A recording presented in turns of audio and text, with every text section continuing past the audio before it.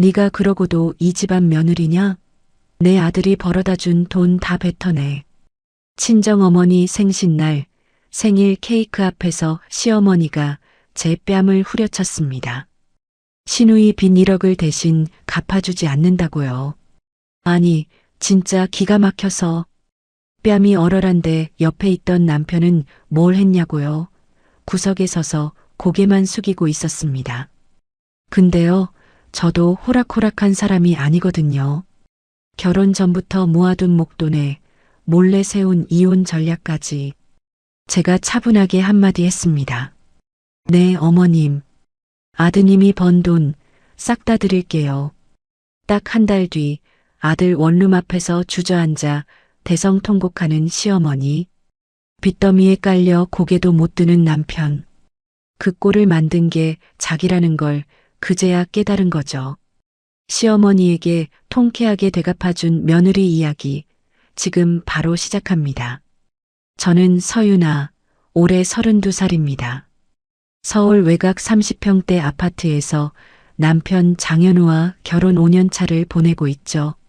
낮에는 집에서 웹디자인 작업을 하고 저녁이면 현우가 돌아올 시간에 맞춰 밥상을 차립니다. 겉으로 보면 평범하고 조용한 살림이에요. 하지만 이 집에는 처음부터 조용하지 않은 것들이 있었습니다. 결혼 첫 달부터 시어머니 김복순 여사는 매달 50만 원씩을 생활비 명목으로 요구했습니다. 명절이면 새벽 5시에 시댁 부엌에 서서 전을 부치고 설거지를 하고 온 집안을 치워야 했죠. 며느리 돌이라는 말 한마디면 저는 아무 말도 할 수 없었습니다. 현우는 늘 같은 말만 했습니다. 엄마가 원래 좀 그래. 네가 좀 이해해.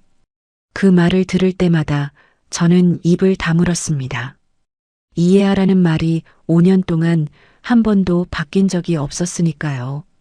시누이 장세라는 현우보다 3살 위인 37살입니다.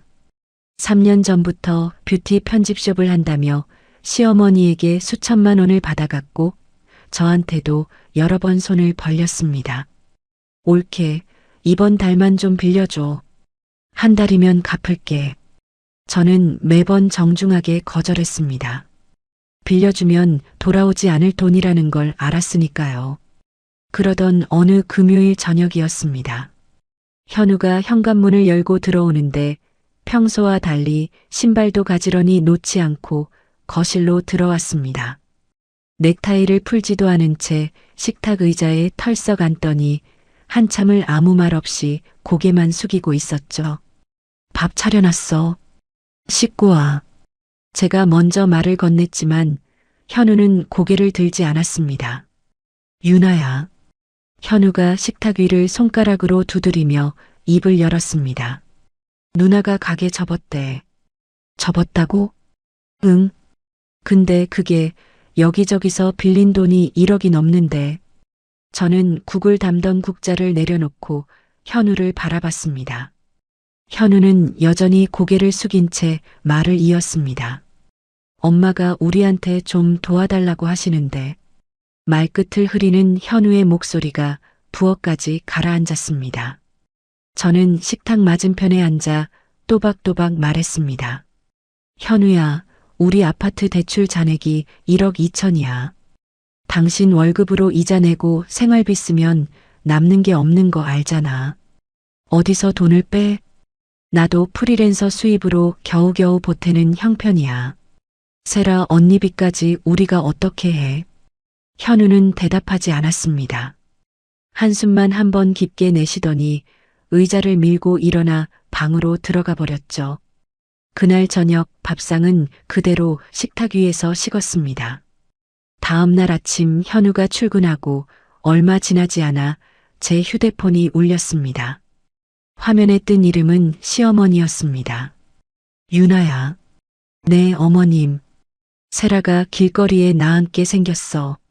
현우 월급 통장에서 당장 5천만 원만 빼서 보내. 통보였습니다. 물어보는 것도 아니고 부탁하는 것도 아니었습니다. 어머님, 저희도 형편이 안 됩니다. 대출 갚는 것만으로도 빠듯해요. 뭐, 네가 그러고도 이 집안 며느리냐? 복순 여사가 전화기 너머로 목소리를 높였습니다. 내 딸이 죽게 생겼는데 며느리라는 게 모른 척을 해? 어머님 없는 돈을 어떻게 해? 됐어. 네 속은 내가 알겠다. 뚝. 전화가 끊겼습니다. 그날 이후 시어머니는 매일 아침 저녁으로 전화를 걸어왔습니다. 받지 않으면 문자가 왔고 문자를 읽지 않으면 카카오톡이 왔습니다. 세라까지 합세했죠. 옳게, 이건 남의 일이 아니잖아. 가족 문제야. 옳게도 이 집안 사람이잖아. 저는 한결같이 같은 대답을 했습니다. 형편이 안 된다고 도울 수 있는 상황이 아니라고요. 그 사이 현우는 점점 말이 없어졌습니다. 퇴근하면 거실 소파에 앉아 TV만 멍하니 바라봤고 저와 눈이 마주치면 고개를 돌렸습니다. 밥 먹자는 말, 다녀오겠다는 말, 그런 사무적인 것들만 오갔습니다. 2주째 되는 날이었습니다. 오후 2시쯤 재택근무를 하고 있는데 현관 초인종이 미친 듯이 울렸습니다. 딩동딩동딩동, 끊임없이요. 문을 열자 시어머니가 서 있었습니다. 예고도 없이 찾아온 복순 여사는 저를 밀치듯 안으로 들어오더니 거실 한복판에 서서 손가락을 제 얼굴 앞에 들이밀었습니다. 서윤아, 네가 사람이야? 어머님 들어오시면 말씀이라도 앉아서. 앉아? 내가 앉을 기분이겠어? 내 딸이 죽게 생겼는데 며느리라는 게 2주를 넘게 모른 척을 해. 복순 여사의 고함이 거실 전체를 울렸습니다.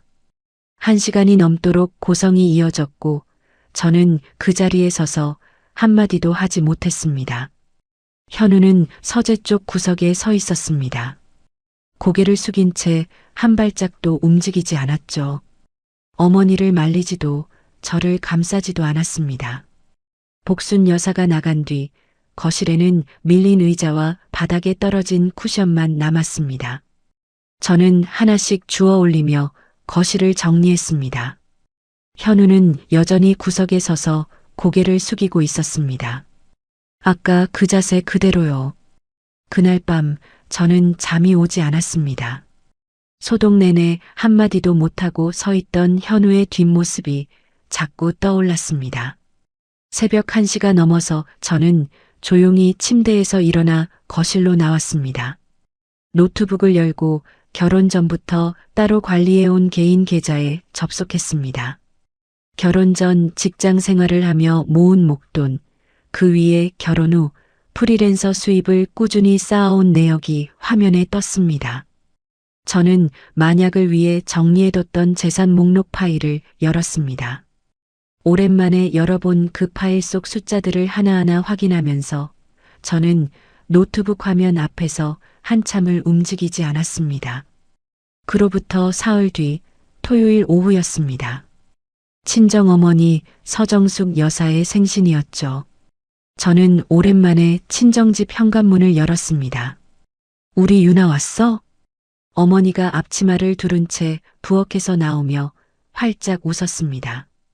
식탁 위에는 김이 모락모락 나는 미역국이 놓여 있었고 옆에 작은 케이크 하나가 촉까지 꽂힌 채 대기하고 있었죠. 엄마, 생신 축하해. 미역국 엄마가 직접 끓인 거야? 아이고, 내 생일에 내가 안 끓이면 누가 끓여. 앉아, 어서 먹자. 어머니가 국자로 미역국을 퍼담으며 웃었습니다. 저는 숟가락을 들고 국물을 한 모금 떠마셨습니다. 익숙한 맛이었어요. 시댁일로 머릿속이 복잡했는데 그 국물 한 모금에 잠시나마 어깨가 내려갔습니다. 엄마, 요즘 무릎은 좀 괜찮아? 괜찮아, 괜찮아.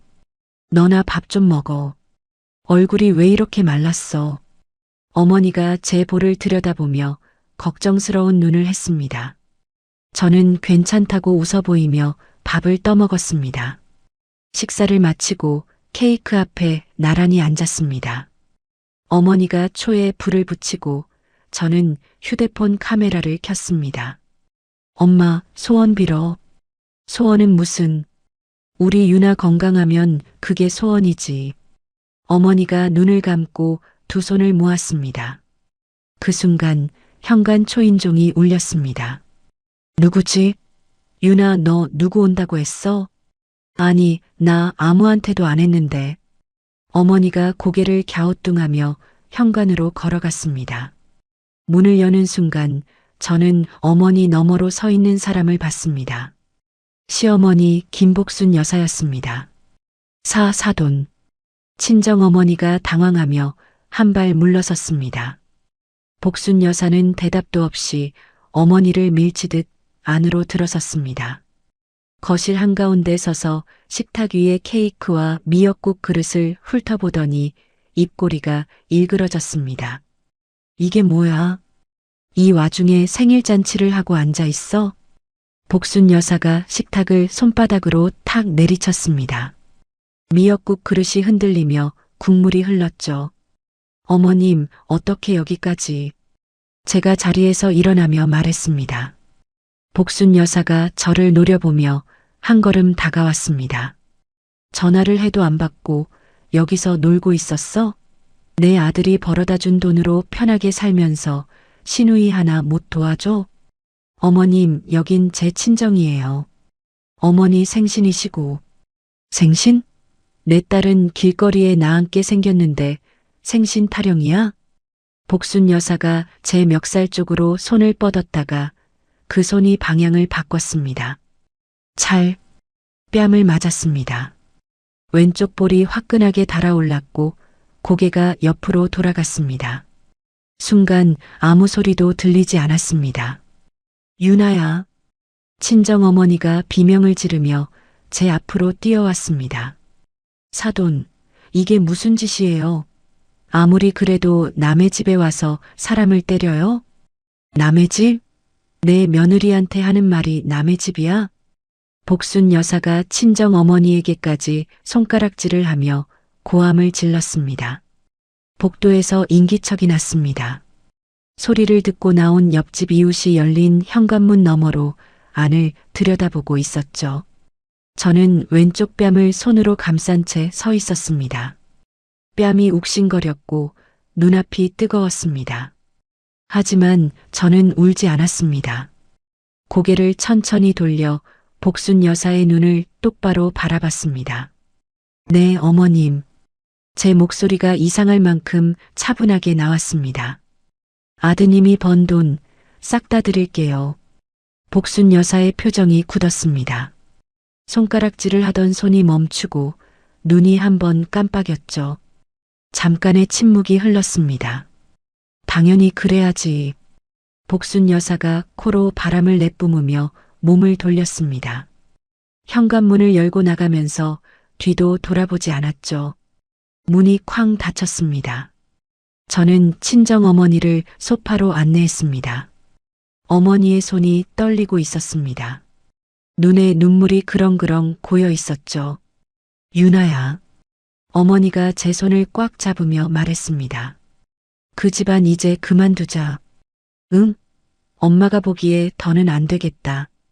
저는 어머니 옆에 앉아 어머니의 손을 두 손으로 감쌌습니다. 엄마, 걱정 마. 내가 알아서 할게. 엄마는 내가 무슨 결정을 하든 믿어줘. 어머니가 고개를 끄덕이며 눈물을 닦았습니다. 저는 어머니의 등을 천천히 쓸어드렸습니다. 그 시각 복순 여사는 친정집에서 나와 버스 정류장으로 걸어가며 세라에게 전화를 걸고 있었습니다. 나중에 전해 들은 이야기입니다. 세라야, 며느리가 돈 다 내놓겠다고 했어. 진짜? 엄마 역시 대단하다. 세라가 신이 나서 대답했다고 합니다. 하지만 복순 여사는 전화를 끊고 버스에 올라탄 뒤 창밖을 내다보며 입술을 깨물었다고 했습니다. 며느리의 그 차분한 눈빛이 자꾸 머릿속에 남았다고요. 저는 친정을 나와 집으로 돌아가지 않았습니다. 차에 올라타 핸들을 잡고 한 곳으로 향했습니다. 대학 동기이자 이혼 전문 변호사로 일하고 있는 한지영의 사무실이었죠. 유나야, 이게 뭐야? 얼굴이 왜 이래? 지영이 사무실 문을 열자마자 제 왼쪽 볼을 보고 눈을 크게 떴습니다. 붉게 부어오른 자국이 선명하게 남아 있었으니까요. 저는 소파에 앉아 오늘 있었던 일을 처음부터 끝까지 이야기했습니다. 지영은 팔짱을 끼고 듣더니 볼펜을 집어들며 말했습니다. 병원부터 가. 맞은 자리 사진 찍고 진단서 끊어. 그게 먼저야. 지영이 메모지에 뭔가를 적으며 말을 이었습니다. 그리고 결혼 전에 내 돈이 얼마 있었는지, 결혼 후에 번 돈이 얼마인지 이 구분이 제일 중요해. 저는 가방에서 휴대폰을 꺼내 계좌 내역을 보여줬습니다. 결혼 전에 모아둔 목돈이 들어있는 계좌, 결혼 전에 가입한 펀드와 적금, 원금 내역까지요. 이것들 결혼하고 나서 한 번도 안 섞었어. 남편 계좌로 옮긴 적 없고. 지영이 화면을 스크롤하며 고개를 끄덕였습니다. 결혼 전 원금은 내 고유 재산으로 지킬 수 있어. 근데 결혼 후에 프리랜서로 번 수입은 부부 공동 재산으로 다툼이 생길 수 있어. 그 부분은 솔직하게 알고 있어야 해. 그럼 어떻게 해야 돼? 지영이 볼펜을 내려놓고 저를 똑바로 바라봤습니다. 네가 공동 재산에서 내 몫을 아예 포기해버리면 상대한테 대출하고 빚만 남는 구조를 만들 수 있어. 저는 그 말을 가만히 되씹었습니다. 지금부터 돈 관련 기록 전부 정리해. 그리고 시어머니한테 맞은 거, 증거 확실하게 챙겨놔. 지영이 자리에서 일어나며 제 어깨를 한번 잡아줬습니다. 유나야, 이건 네가 당하고만 있을 일이 아니야. 저는 고개를 끄덕이고 사무실을 나섰습니다. 차에 올라 핸들을 잡은 손에 힘이 들어갔습니다. 백미러에 비친 제 왼쪽 볼이 아직도 붉었습니다. 월요일 아침 현우가 출근하자마자 저는 집을 나섰습니다. 아파트 단지 앞 병원에 들어가 접수대에서 번호표를 뽑았죠. 진료실에 들어가자 의사가 제 왼쪽 볼을 살펴봤습니다. 부기가 아직 남아 있었고 멍이 누렇게 번져 있었습니다. 이거 어떻게 다치셨어요? 맞았습니다. 시어머니한테요. 의사가 잠깐 손을 멈추고 저를 바라봤습니다. 저는 경위를 또박또박 설명했고 의사는 진료 기록에 폭행으로 인한 상해라고 적어줬습니다. 진단서를 받아들고 병원을 나올 때 종이를 쥔 손에 힘이 들어갔습니다. 집으로 돌아온 뒤 저는 식탁에 앉아 휴대폰을 꺼냈습니다. 시어머니가 지난 2주 동안 보내온 문자 메시지를 하나하나 캡처했습니다. 당장 돈 보내. 며느리가 할 도리를 해야지. 네가 그러고도 사람이냐? 세라가 보낸 카카오톡 메시지도 마찬가지였죠. 올케 이건 가족 문제야. 왜 이렇게까지 해? 올케가 좀 양보하면 안 돼? 화면을 넘길 때마다 가슴이 답답해졌지만 한 건도 빠뜨리지 않고 저장했습니다. 오후에는 아파트 관리사무소에 전화를 걸었습니다. 2주 전 시어머니가 예고 없이 찾아와 현관 앞에서 소란을 피웠던 날 복도 쪽에 설치된 카메라 영상을 요청했죠. 관리소장이 잠시 확인하더니 해당 날짜 영상을 복사해 줄 수 있다고 했습니다. 저는 바로 관리사무소로 내려가 영상 파일을 받아왔습니다. 그날 오후 지영에게 전화를 걸었습니다. 진단서 받았고 문자 캡처 다 했어. 아파트 복도 카메라 영상도 확보했어. 잘했어. 폭행 건으로 고소까지 갈 수 있는데 이혼 협상 때 카드로 쓰는 게 더 낫다. 함부로 꺼내지 말고 잘 갖고 있어. 알겠어. 재산 정리는 어디까지 했어? 오늘 저녁부터 본격적으로 할 거야. 전화를 끊고 저는 노트북 앞에 앉았습니다. 재택근무 틈틈이 재산 정리 파일을 만들었습니다. 결혼 전 제 이름으로 가입한 펀드와 적금 원금 내역을 연도별로 정리하고 결혼 후 프리랜서 전용 계좌의 입출금 내역을 월별로 분류했죠. 그러다 현우 명의 신용카드 사용 내역을 확인하게 됐습니다. 결혼 후 가계부를 쓰면서 현우 카드 앱 접근 권한을 받아둔 게 있었거든요. 화면을 스크롤하는데 손이 멈췄습니다. 시어머니 계좌로 보낸 이체 내역이 줄줄이 떴습니다. 명절 용돈 100만 원, 어머니 병원비 명목 200만 원, 세라 사업자금 300만 원, 또 세라 500만 원. 날짜도 제각각이었고 제가 전혀 모르는 건들이었습니다. 다 합치니 수천만 원이 넘었습니다. 저녁에 현우가 퇴근했습니다. 저는 식탁 위에 노트북을 펼쳐놓고 현우를 불렀습니다. 이거 봐. 현우가 넥타이를 풀다 말고 화면을 들여다봤습니다. 얼굴이 한순간에 굳었죠. 이게 뭐야? 어머님한테 보낸 거 말고 세라 언니한테도 이렇게 보냈어? 그게 엄마가 급하다고 해서. 현우가 시선을 피하며 넥타이를 의자 등받이에 걸었습니다. 급하다고 해서? 한두 번도 아니고 이게 몇 번이야. 나한테 한마디도 없이? 어쩔 수 없었어. 엄마가 세라 누나 가게 물건값 밀렸다고 당장 안 보내면 큰일 난다고. 어쩔 수 없었다는 말, 그게 이유가 돼? 현우가 입을 다물었습니다. 저는 노트북 화면을 한 번 더 가리키며 말했습니다. 나한테는 형편이 안 된다고 하면서 여기서 빠져나간 돈은 뭐야? 내가 모르는 사이에 이만큼이 시댁으로 간 거잖아. 현우는 고개를 숙인 채 아무 말도 하지 못했습니다. 저는 노트북을 닫고 자리에서 일어났습니다. 며칠 뒤 경비실에서 전화가 왔습니다. 사모님, 오늘 낮에 모르는 분이 오셔서 장세라 씨 동생 집이 여기 맞느냐고 물어보셨어요. 인적사항도 물어보시길래 안 알려드렸는데 한번 확인하시는 게 좋을 것 같아서요. 전화를 끊고 바로 지영에게 연락했습니다. 세라 언니 빚쟁이가 우리 집까지 찾아온 것 같아. 지영이 목소리를 낮추며 말했습니다. 법적으로 시누이 빚이 너한테 넘어오지는 않아. 근데 남편이 연대보증을 섞거나 갚겠다고 약속한 게 있으면 이야기가 달라져. 부부 공동재산에서 빠져나갈 수 있거든.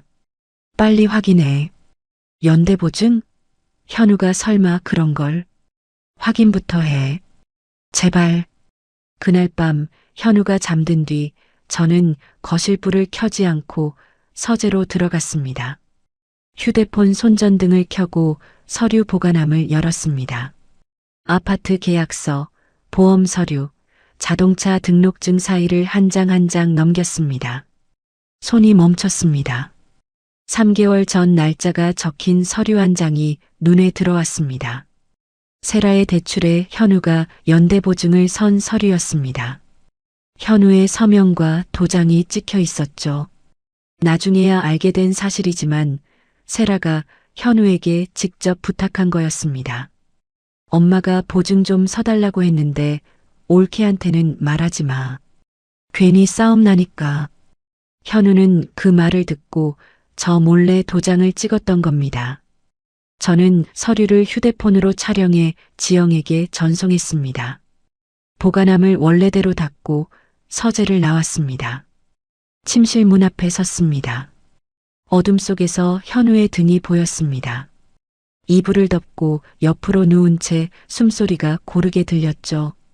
저는 그 등을 한참 바라봤습니다. 이 사람은 이미 저를 선택하지 않았습니다. 한 번도요. 침실 문을 조용히 닫았습니다. 토요일 오후 집 근처 한적한 카페였습니다.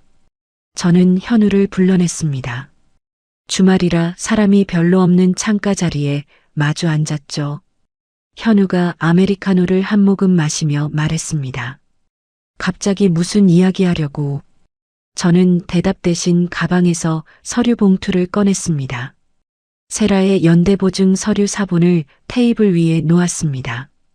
그 옆에 시댁으로 보낸 계좌이체 내역서를 나란히 펼쳤습니다. 현우의 손이 커피잔 위에서 멈췄습니다. 이거 어디서? 서재 서류 보관함. 당신이나 몰래 도장 찍은 거잖아. 현우가 입술을 깨물며 고개를 숙였습니다. 저는 서류를 손가락으로 짚으며 말했습니다. 나는 이혼할 거야. 뭐? 현우가 고개를 번쩍 들었습니다. 이혼까지 갈 일이야? 내가 잘못한 건 맞지만 이건 좀. 저는 봉투에서 한 장을 더 꺼냈습니다. 시어머니에게 맞은 날 병원에서 받은 진단서였습니다. 그 아래로 시어머니가 보낸 협박 문자 캡처본, 아파트 복도, 카메라 영상, 캡처까지 차례로 내려놓았습니다. 현우의 얼굴에서 핏기가 빠졌습니다. 커피잔을 잡은 손가락이 미세하게 떨리고 있었죠. 유나야, 내가 엄마한테 잘 말할게. 좀만 기다려줘. 엄마가 원래 성격이 급해서 그런 거지 진짜로 너한테. 5년이야. 저는 현우의 말을 잘랐습니다. 5년 동안 기다렸어. 당신이 어머니한테 잘 말하겠다는 소리 수십 번 들었어. 단 한 번도 달라진 적 없었잖아. 현우가 입을 열었다가 다시 다물었습니다. 저는 커피잔을 밀어놓고 자세를 바로 했습니다. 현우 씨. 현우의 눈이 커졌습니다. 결혼하고 5년 동안 한 번도 그렇게 부른 적이 없었으니까요. 변호사를 통해서 정식으로 이혼 조정 신청할 겁니다. 알고 계세요. 현우가 두 손으로 얼굴을 감쌌습니다. 한참을 그 자세로 있다가 갈라진 목소리로 말했습니다. 내가 그렇게까지 잘못했어? 연대보증 서류에 도장 찍은 그 순간 나한테는 한마디도 없었잖아. 그때 이미 끝난 거야, 현우 씨. 저는 자리에서 일어났습니다. 가방을 메고 카페를 나서는데 뒤에서 현우가 제 이름을 불렀습니다. 돌아보지 않았습니다. 카페에서 나온 뒤 곧장 지영의 사무실로 갔습니다. 지영은 미리 준비해둔 이혼 조정 신청서를 펼쳐놓고 저를 기다리고 있었죠. 재산분할 쪽 전략 다시 한번 확인하자. 지영이 볼펜으로 서류 위를 짚으며 말했습니다. 결혼 전에 네가 모아둔 돈, 펀드 원금은 내 고유 재산이니까 지킨다.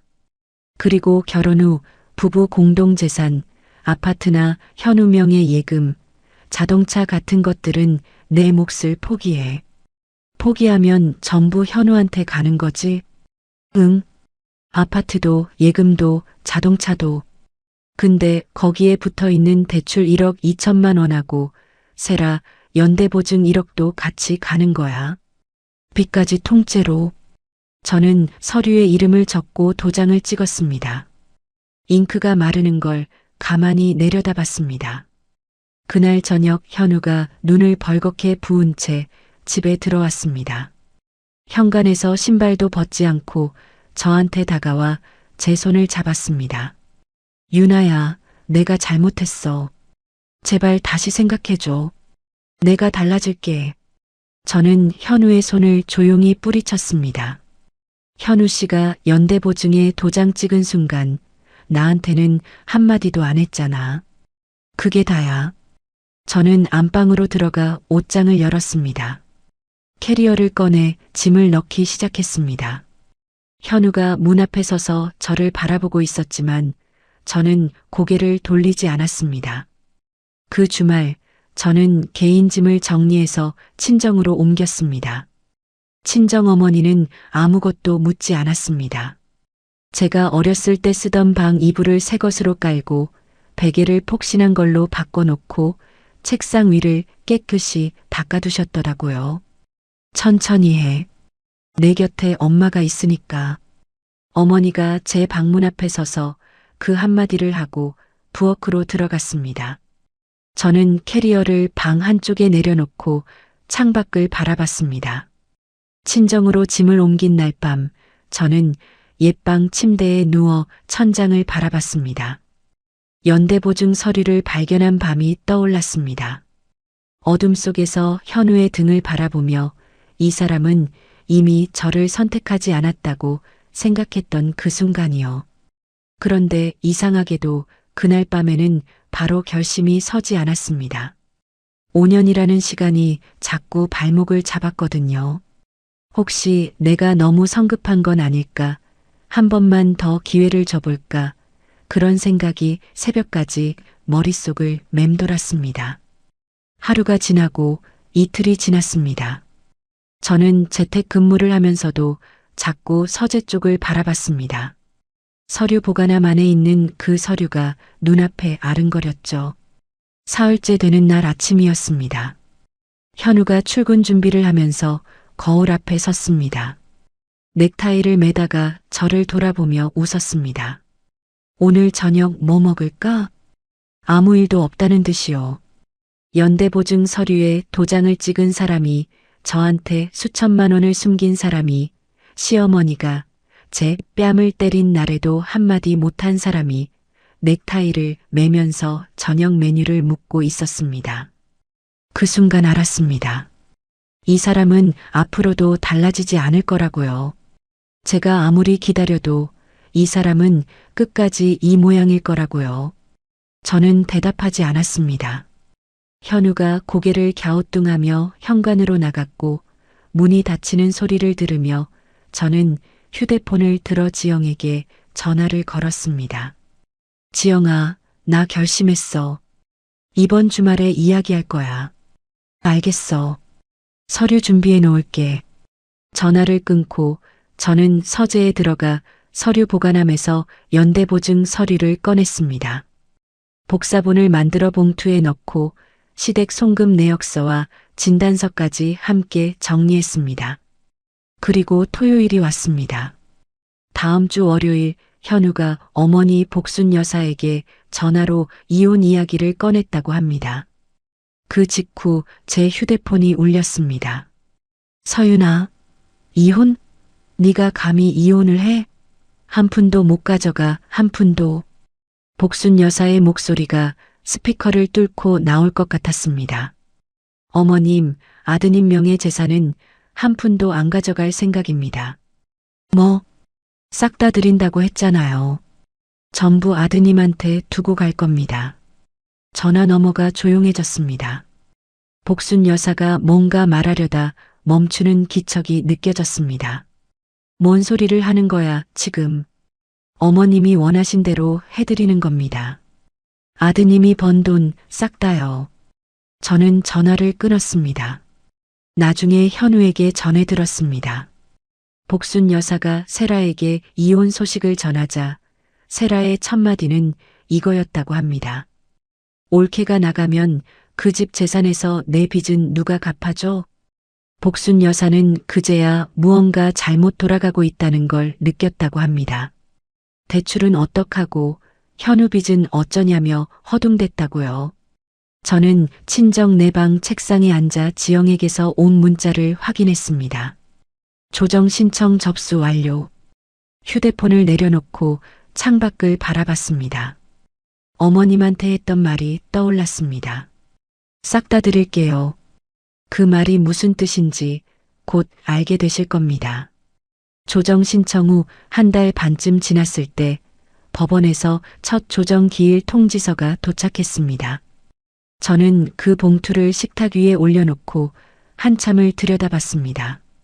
드디어 시작이구나 하는 생각이 들었죠.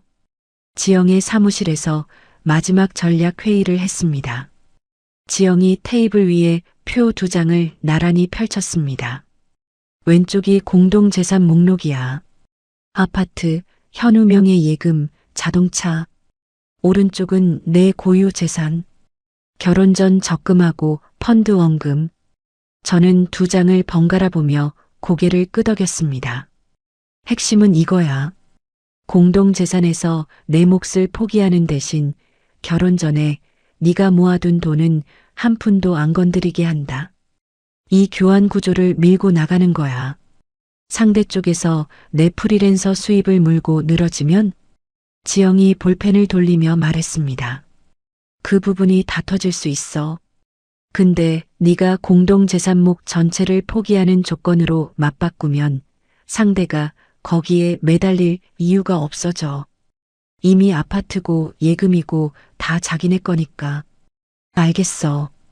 자료는 다 준비됐고 계좌 개설일, 세금 신고 내역, 펀드 가입 계약서 전부 원본으로 가져가자. 저는 서류 파일을 가방에 넣으며 지영을 바라봤습니다. 고마워, 지영아. 지영이 어깨를 한번 두드리며 웃었습니다. 고마운 건 다 끝나고 해. 조정 기일 당일이었습니다. 법원 건물 앞에 서니 가슴이 빠르게 뛰었습니다. 지영이 옆에서 제 팔을 가볍게 잡아줬습니다. 괜찮아. 네가 할 말만 하면 돼. 조정실 문을 열고 들어갔습니다. 긴 테이블 양쪽에 의자가 놓여 있었고 맞은편에 현우와 현우 쪽 변호사가 이미 앉아 있었습니다. 현우는 양복을 입고 있었는데 얼굴이 많이 야위어 있었습니다. 저와 눈이 마주치자 시선을 내리깔았죠. 조정위원이 자리에 앉으며 양쪽에 인사를 건넸습니다. 현우 쪽 변호사가 먼저 입을 열었습니다. 서윤아 씨는 결혼 기간 중 별도 소득이 있었음에도 이를 남편에게 알리지 않고 따로 관리해 왔습니다. 이는 부부 사이의 신뢰를 저버린 것이며 프리랜서 수입 전부를 공동재산으로 포함시켜야 합니다. 지영이 서류 파일을 열며 차분하게 말했습니다. 서윤아 씨의 결혼 전 자산은 결혼 전에 개설한 계좌에 보관되어 있으며 계좌 개설일과 세금 신고 내역, 펀드 가입 계약서 원본을 모두 가져왔습니다. 결혼 전 원금은 고유 재산으로 보전되어야 합니다. 지영이 원본 서류를 조정위원에게 건넸습니다. 조정위원이 한 장씩 넘기며 확인하는 동안 현우 쪽 변호사가 서류를 흘끗 바라봤습니다. 지영이 저를 향해 가볍게 고개를 끄덕였습니다. 제가 말할 차례였죠. 저는 자리에서 허리를 세우고 조정위원을 바라보며 입을 열었습니다. 공동재산에 대한 제 몫을 포기하겠습니다. 아파트 대출 잔금하고 남편 명의로 된 재산 전부를 남편한테 넘기겠습니다. 조정실이 조용해졌습니다. 현우 쪽 변호사가 눈을 깜빡이며 고개를 갸우뚱했습니다. 현우도 고개를 들어 저를 바라봤죠. 잠깐의 침묵이 흐른 뒤 현우 쪽 변호사가 현우를 돌아보며 작은 목소리로 뭔가를 말했습니다. 현우가 고개를 끄덕이려다 멈추는 게 보였습니다. 변호사의 표정이 점점 굳어지고 있었거든요. 아파트 대출 잔금 1억 2천만 원, 세라의 연대보증 채무 1억 원, 공동재산을 전부 가져간다는 건 그 빚도 전부 가져간다는 뜻이었습니다. 현우 쪽 변호사가 서류를 급하게 넘기며 현우에게 귓속말을 했습니다. 현우의 얼굴이 하얗게 변했죠. 조정위원이 양쪽 서류를 다 살펴본 뒤 입을 열었습니다. 서윤아 씨의 결혼 전 자산에 대한 고유재산 주장은 소명이 충분합니다. 공동재산 분할 포기 의사도 확인했습니다. 현우 쪽 변호사가 급히 말했습니다. 잠시 의뢰인과 상의할 시간을 주십시오. 조정위원이 고개를 끄덕이며 잠시 정회를 선언했습니다. 조정실 밖 복도로 나왔을 때 현우가 뒤따라 나왔습니다. 제 앞에 서더니 두 손을 맞잡고 떨리는 목소리로 말했습니다. 윤아야, 이러면 나한테 대출이랑 누나 빚까지 전부 남는 거잖아. 2억이 넘어. 저는 현우의 눈을 바라보며 말했습니다. 시어머니가 원하셨잖아요. 아드님이 번 돈 다 뱉어내라고. 저는 그대로 하는 것뿐이에요. 현우의 손이 힘없이 내려갔습니다. 저는 몸을 돌려 복도를 걸어갔습니다. 뒤에서 현우가 벽에 등을 기대고 고개를 떨구는 모습이 유리창에 비쳤습니다. 그날 저녁 조정은 다음 기일로 넘어갔습니다. 현우가 복순 여사에게 전화로 상황을 설명했다고 합니다. 엄마, 윤아가 재산을 포기한다고 했어. 포기? 그럼 좋은 거 아니야? 우리한테 다 오는 거잖아.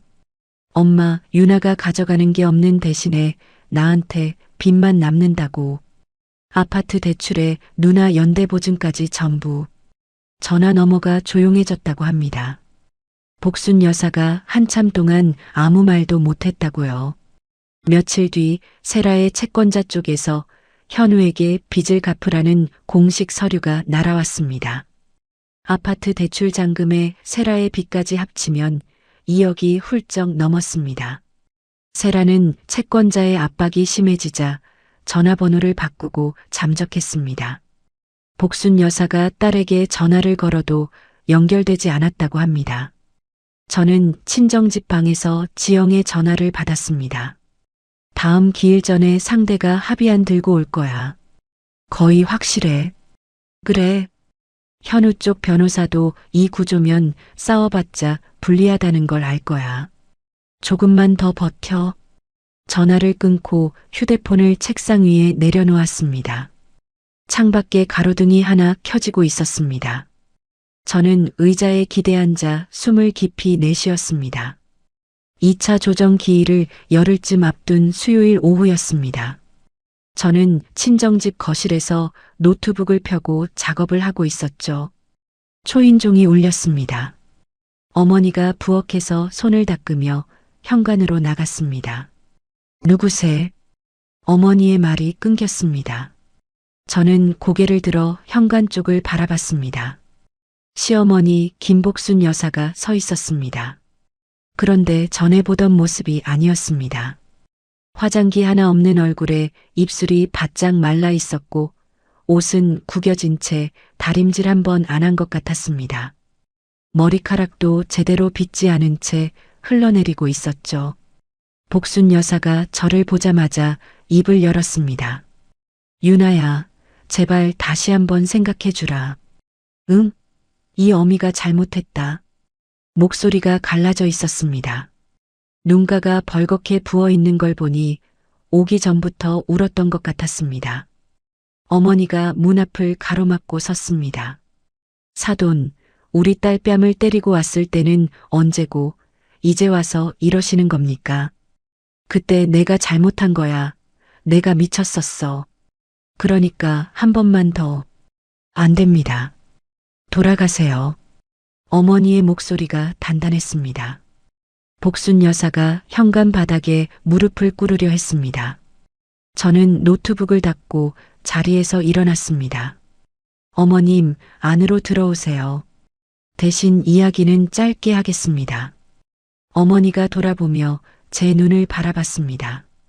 저는 가볍게 고개를 끄덕여 보였고 어머니가 입술을 꾹 다문 채 옆으로 비켜섰습니다. 복순 여사가 거실 소파에 앉았습니다.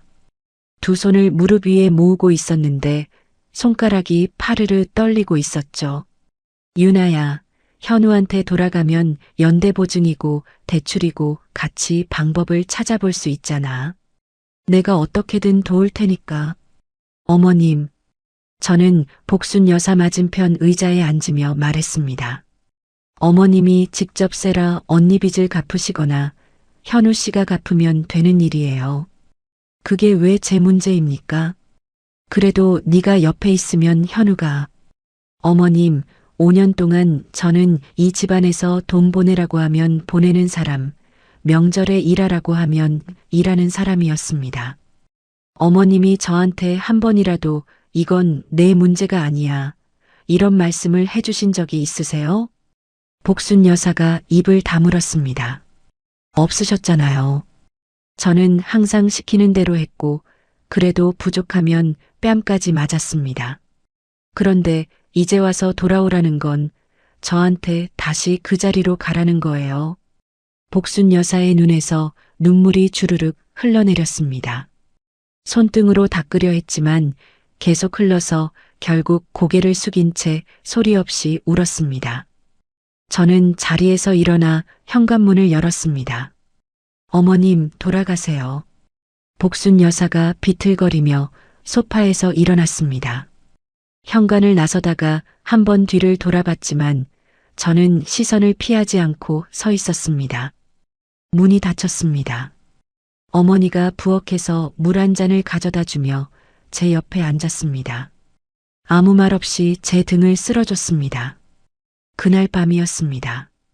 이불 속에 누웠는데 잠이 오지 않았습니다. 천장을 바라보다가 눈을 감으니 오래된 장면들이 하나씩 떠올랐습니다. 결혼 초 현우랑 아파트 계약서에 도장을 찍던 날, 현우가 웃으면서 이제 우리 집이다 라고 했었죠. 첫 명절 시댁에서 새벽 4시에 눈을 떴던 아침, 부엌에 혼자 서서 전을 부치는데 기름이 튀어서 손등에 화상 자국이 남았었습니다. 복순 여사가 전 모양이 고르지 않다며 눈살을 찌푸렸고 저는 아무 말 없이 다시 반죽을 떴습니다. 명절이 끝나고 집에 돌아오는 차 안에서 현우에게 오늘 힘들었다고 말했더니 현우는 그래도 잘해줘서 고맙다는 말 한마디로 끝이었습니다. 그 사이사이 삼켜야 했던 서러움들이 목 안쪽에서 올라왔습니다. 이불을 얼굴까지 끌어올리고 소리 없이 울었습니다. 오랜만에 흘리는 눈물이었습니다. 다음 날 저는 오랫동안 연락하지 못했던 친구 오수빈에게 전화를 걸었습니다. 수빈은 대학 동기이자 제일 가까운 사이였죠. 야, 서윤아, 너 얼마만이야? 수빈아, 나 이혼해. 뭐? 저는 처음부터 이야기했습니다. 시어머니 일세라 빚, 연대보증, 뺨 맞은 것까지요. 수빈은 중간에 한 번도 말을 자르지 않고 끝까지 들었습니다. 야, 네가 더 일찍 나왔어야 했어. 진짜로. 5년이나 버틴 게 대단한 거다. 고마워. 고맙긴. 그리고 나 너한테 할 말 있는데 우리 회사에서 웹디자인 쪽 외주 프로젝트를 크게 발주할 거거든. 내 경력이면 충분하니까 제안서 한번 넣어봐. 진짜? 응. 내가 담당자한테 먼저 이야기해 놓을게. 너 실력 내가 아니까. 전화를 끊고 나서 저는 노트북을 열어 포트폴리오 파일을 열었습니다. 이혼 후의 삶이 처음으로 구체적인 모양을 갖추기 시작했습니다. 며칠 뒤 현우 쪽 변호사가 지영에게 연락을 해왔습니다. 지영이 전화로 내용을 전해줬습니다. 현우 쪽에서 조정안에 동의하겠대. 내 고유 재산 다툼을 포기하는 대신 위자료도 서로 청구하지 않는 조건으로 합의하고 싶다고. 위자료를 안 받는 거야? 시어머니 폭행건으로 위자료 받을 수 있어. 근데 깔끔하게 끝내고 싶으면 이 조건도 나쁘지 않아. 어떻게 할래? 저는 잠시 생각했습니다. 위자료보다 중요한 게 있었습니다. 위자료는 됐어. 대신 조건 하나만 추가해줘. 시어머니가 앞으로 나한테 그리고 우리 친정 식구한테 연락하거나 찾아오지 못하게 해달라고. 접근금지 조항이구나. 알겠어. 넣을게. 전화를 끊고 저는 현우에게 마지막 메시지를 보냈습니다. 현우 씨를 미워하지는 않아요. 다만 현우 씨가 한 번도 나를 선택하지 않았다는 게 나를 여기까지 오게 한 거예요. 한참이 지나서 답이 왔습니다. 미안하다. 2글자였습니다. 저는 그 화면을 한참 들여다봤습니다. 그리고 휴대폰을 뒤집어 책상 위에 내려놓았습니다. 5년이라는 시간이 아깝지 않다면 거짓말이겠죠. 하지만 이 결정을 후회하지는 않을 겁니다. 2차 조정 기일에서 전부 매듭 짓겠습니다. 2차 조정 기일 당일 법원 앞이었습니다. 5월 초에 햇살이 법원 건물 유리창에 부딪혀 반짝였습니다. 저는 지영과 나란히 계단을 올랐습니다. 맞은편에서 현우가 걸어오고 있었습니다. 2주 전보다 볼이 더 꺼져 있었고 양복이 어깨에서 흘러내릴 것처럼 헐렁했습니다. 저와 눈이 마주쳤습니다. 현우가 먼저 고개를 숙이고 조정실 쪽으로 들어갔습니다. 조정실 안 양쪽이 자리에 앉았습니다. 조정위원이 서류를 펼치며 입을 열었습니다. 양측 변호사가 사전에 합의한 조건을 확인하겠습니다. 조정위원이 한 항목씩 읽어 내려갔습니다. 공동재산인 아파트, 예금, 자동차 전부를 장현우 씨에게 귀속한다. 아파트에 걸린 대출 잔금도 장현우 씨가 부담한다. 서윤아 씨의 결혼 전 자산은 고유 재산으로 인정하여 보전한다. 위자료는 양측 모두 청구하지 않는다. 조정위원이 서류를 한 장 넘겼습니다. 추가 조항입니다. 장현우 씨의 어머니 김복순 씨는 서윤아 씨 및 서윤아 씨의 친정 가족에 대해 직접 방문, 전화, 문자 등 일체의 접촉을 하지 않는다. 조정위원이 서류에서 눈을 떼고 양쪽을 바라봤습니다. 양측 이해 없으십니까? 지영이 고개를 끄덕였습니다. 현우 쪽 변호사가 현우를 돌아봤습니다. 현우는 테이블 위에 놓인 자기 손을 내려다보고 있었습니다. 변호사가 작은 소리로 현우의 이름을 불렀고 현우가 고개를 느릿하게 끄덕였습니다. 이해 없습니다. 현우 쪽 변호사가 대답했습니다.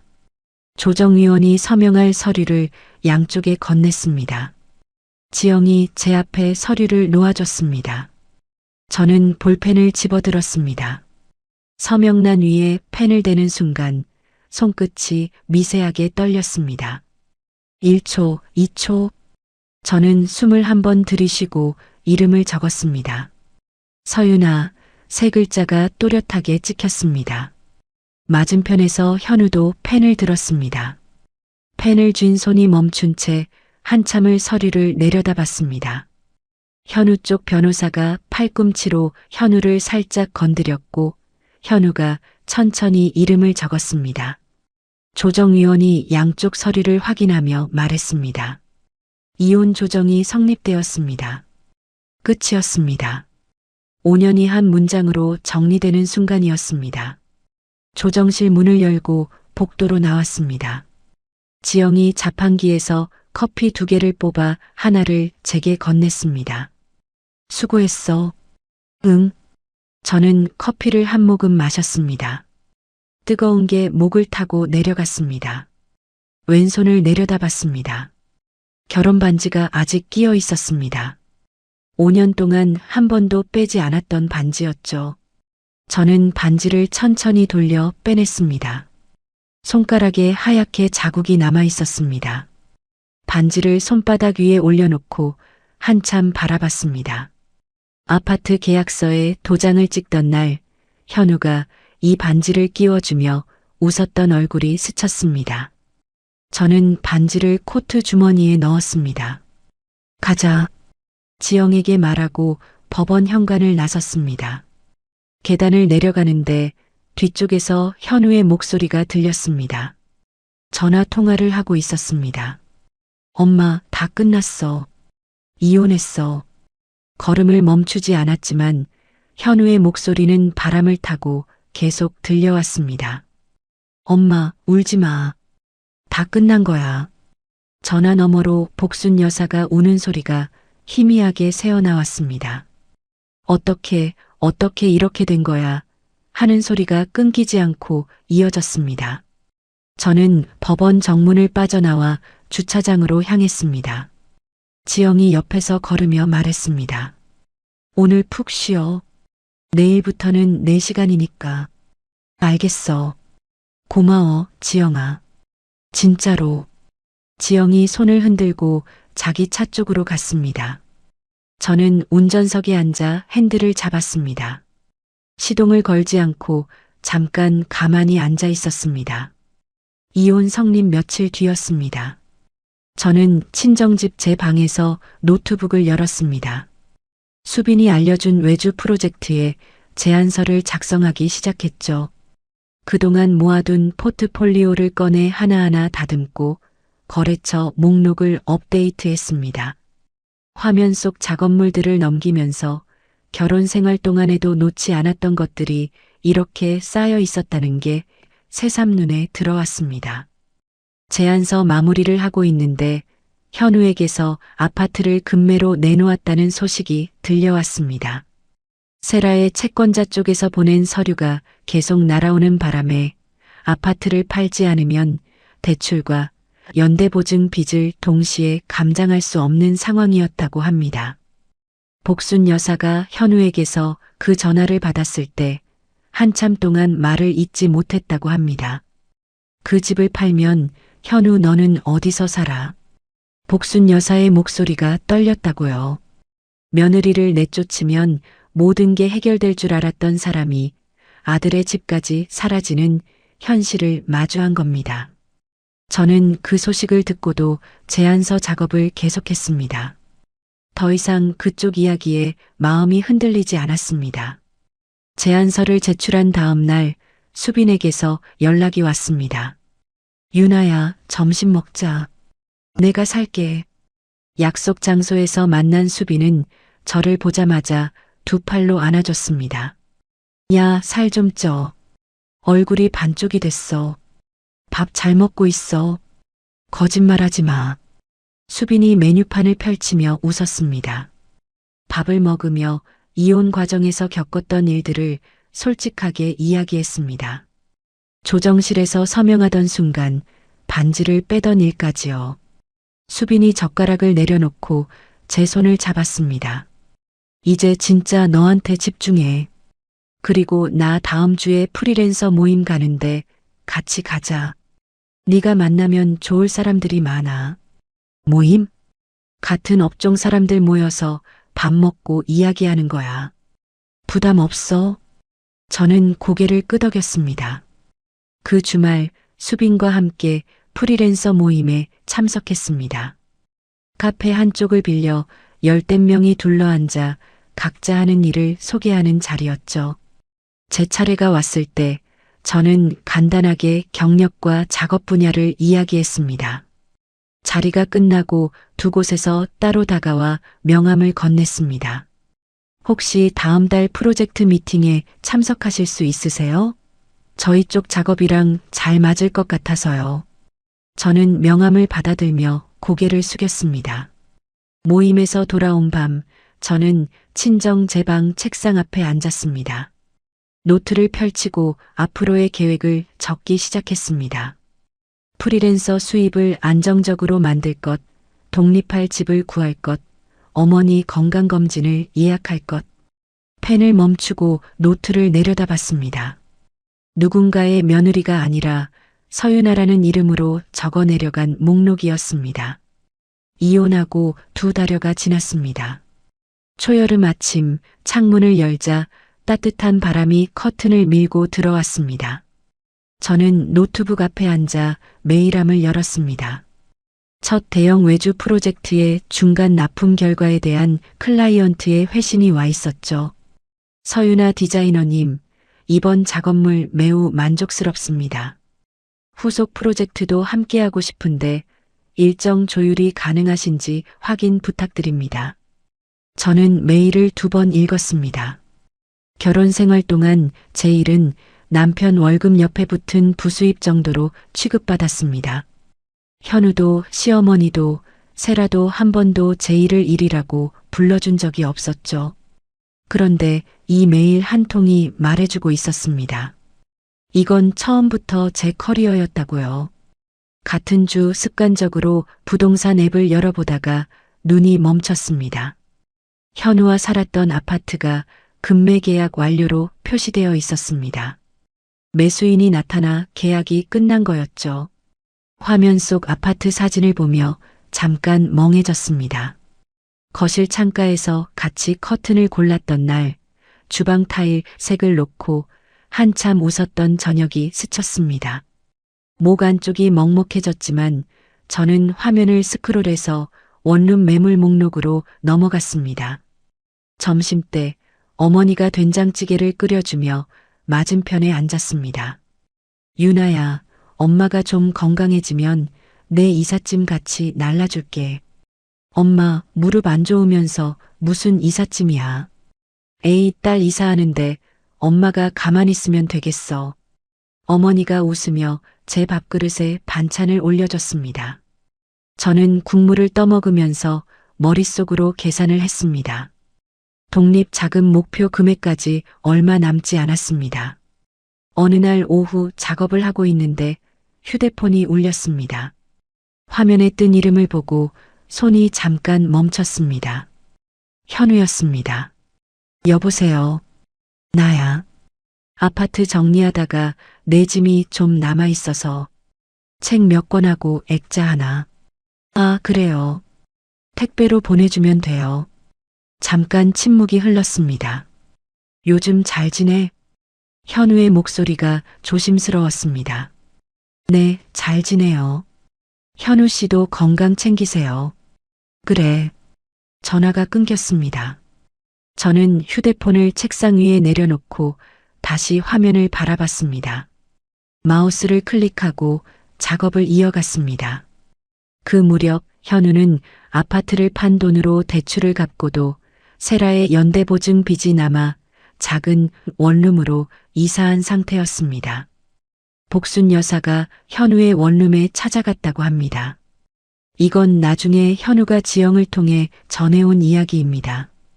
이혼 후 남은 서류 문제로 지영과 현우 쪽 변호사가 몇 차례 연락을 주고받았는데 그 과정에서 현우가 자기 변호사에게 한 이야기가 지영에게까지 전해진 거였죠. 복순 여사가 원룸 앞 좁은 복도에 서서 현관문을 바라봤다고 합니다. 30평대 아파트에 살던 아들이 이 작은 방 하나에 살고 있다는 걸 눈으로 확인한 순간 복순 여사는 그 자리에 주저앉았다고요. 내가 잘못했다. 내가 그때 그러지 말았어야 했어. 복순 여사가 바닥에 앉은 채 울기 시작했다고 합니다. 며느리를 잡았어야 했는데 내가 그 좋은 사람을 내쫓았어.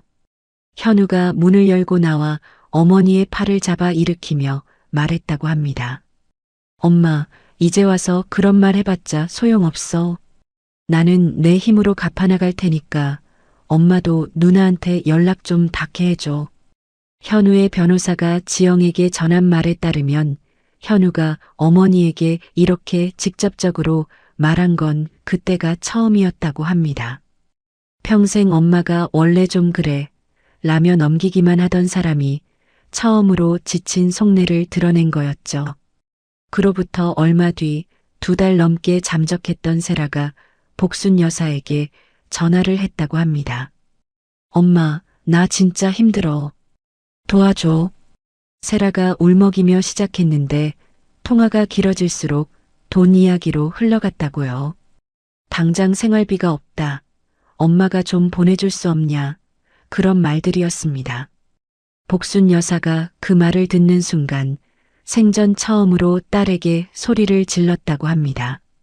너 때문에 이 집안이 이 꼴이 된 거야. 전화를 끊고 복순 여사는 한참 동안 전화기를 쥔 채 멍하니 앉아 있었다고요. 자기가 그토록 감싸고 지켜주려던 딸이 가족 전부를 무너뜨린 사람이었다는 걸 그제야 받아들인 겁니다. 저는 그 이야기를 지영에게서 전해 듣고도 아무런 감정이 일지 않았습니다. 예전 같았으면 마음 한쪽이 무거웠을 텐데 이제는 제 일이 아니었으니까요. 며칠 뒤 프리랜서 모임에서 만났던 업체 대표에게서 전화가 왔습니다. 서윤아 디자이너님, 저희 팀에 정식으로 합류해 주실 수 있을까요? 프리랜서 일과 병행하셔도 괜찮습니다. 정말요? 지난번에 보여주신 포트폴리오가 인상 깊었습니다. 저희가 준비 중인 프로젝트 규모가 큰데 이끌어 주실 분이 필요해서요. 전화를 끊고 의자 등받이에 기대 앉았습니다. 입꼬리가 올라가는 걸 저도 느꼈습니다. 이사를 앞둔 주말이었습니다. 새로 계약한 오피스텔 열쇠를 받아들고 어머니와 함께 문을 열었습니다.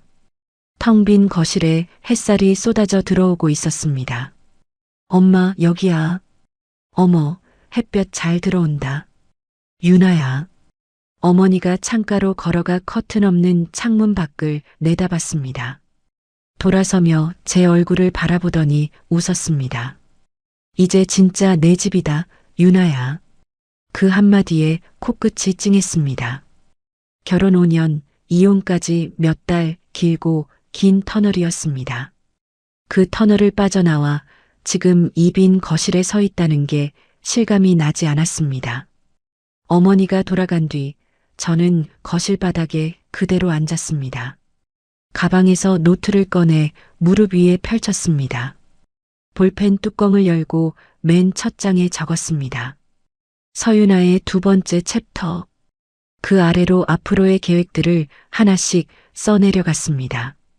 프로젝트 일정, 이번 달 목표 수입, 어머니 건강검진 날짜, 오피스텔 인테리어 계획.